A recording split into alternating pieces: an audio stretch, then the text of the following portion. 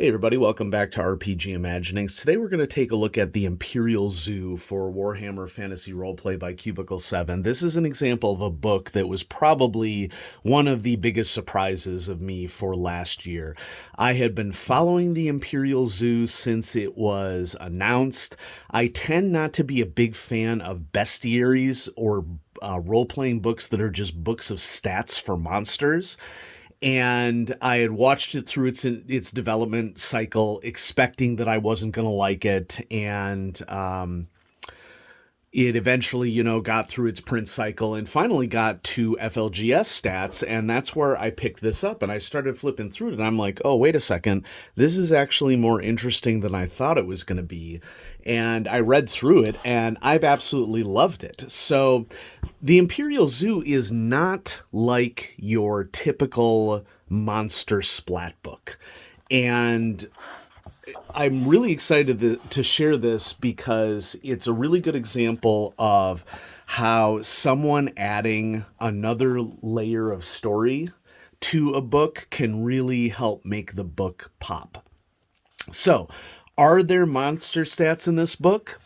Absolutely.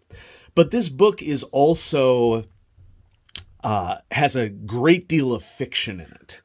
And it tells the story of a group that is led by it says the scribe Theodosius Schreiber, but the book is really about a researcher who is traveling the realms to find out information about monsters. And this series of pages here really does a great job of emphasizing what the story is all about. This story is about a group of 6 characters, and so we have Schreiber right here, but then 5 companions that are traveling with him from different regions of the Reichland and surrounding areas.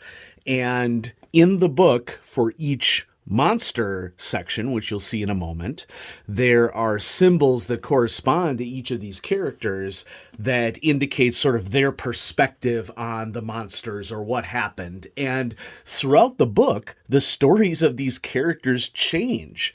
And I don't want to spoil anything, but like major events happen to these characters before you are done reading the book.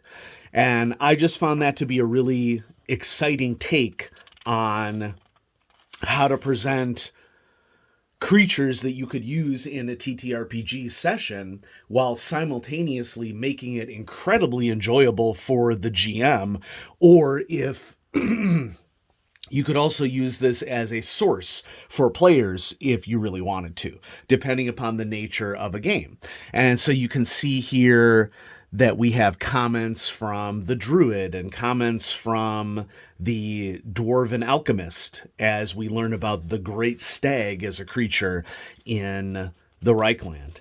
And the book is presented in 3 stages. Each stage is roughly associated with a particular region of the Warhammer fantasy roleplay section. And many of these are classic creatures. I'm not as well versed in how classic some of these are in the Warhammer fantasy setting. But in each section of the book, there's a series of monsters with commentary from the various characters within. And then there is always a coda at the end of some major event that happened that influenced the party. And so the first incident is the Griffin and the Ratmen. And it's just a really cool look at the Skaven, and then we go right into the second expedition. My only criticism of the book, and this is a general criticism that I have with Warhammer Fantasy Role-Playing, is that the text on maps for this game looks really cool and is stylized, but the fonts are really tiny. It is very difficult to read. Like, okay, yeah, I'm in my mid-40s, but I'm taking out a magnifying glass to read these maps. Okay. And I know some of you might be like, well, get your eyesight fixed. And I'm like, I'm wearing glasses, but I still, like, the type is so small on some of these maps. So, for example, if you look at the map of the back of the book, I mean, the lettering on this map are incredibly small. So it continues through this pattern with the second expedition, and then the second incident happens, and the third expedition, including the final incident, bringing the Skaven back in. And then there's a section of really cool appendices here of additional things that you can add to your Warhammer games that go way beyond just monsters. And so there's this section on how to harvest materials from creatures and the advantages and disadvantages of doing it at different times and pricing. There's information about making potions and unguents and using raw ingredients. And this is really flavorful in terms of what you could craft with this and vocabulary that you could use in a game to really flesh out a game. And that is one thing that I love most about WFRP is that it's kind of a comedic world.